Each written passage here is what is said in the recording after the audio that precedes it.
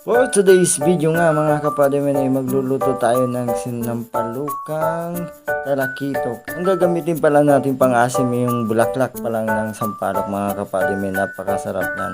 At ito palang talakitok ay huli namin kaninang umaga sa aming baklad yan mga kapadimen. Nililinisan ko na. Paglinis pa lang ito mga kapadimen ay tinatanggalan lang natin ng bituka at hindi na natin kinakaliskisan sapagkat wala namang kaliskis po ang mga isdang talakitok mga kapadimen.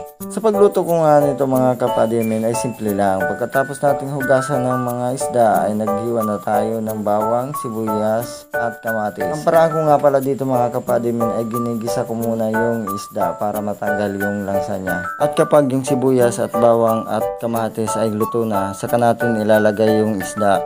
Halo-haloin ng konti at after that, lagyan natin ng malinis na tubig na galing pa sa kabundukan ng Apadaparan.